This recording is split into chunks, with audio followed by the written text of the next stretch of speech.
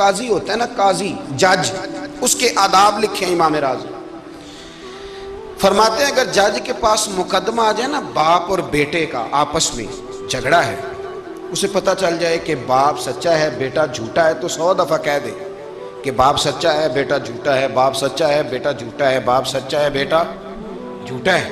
لیکن اگر اسے پتہ چل جائے نا کہ بیٹا سچا ہے اور ابا غلطی پہ ہے، اب یہ تو 100 دفعہ کہے کہ بیٹا ٹھیک کہتا ہے، بیٹا سچا ہے، بیٹا سچا ہے، پر ایک دفعہ بھی یہ نہ کہے کہ ابا جھوٹا ہے، حالانکہ مطلب یہی ہے۔ اگر بیٹا سچا ہے تو پھر خود بخود سمجھ آتی ہے کہ ابا جی غلطی پہ ہیں، لیکن ادب کا تقاضا یہ ہے کہ جج بھی یہ نہ کہے کہ باپ جھوٹا ہے اگرچہ وہ غلطی پر ہے، یہ تو کہہ دے کہ بیٹا، اس لیے کہ ادب والے کا جو مقام ادب ہے وہاں ادب کیا جائے گا، جو مقام اکرام ہے وہاں اکرام، وہاں آپ خشک نہیں بنیں گے، جہاں جھکنا ہے وہاں بہرحال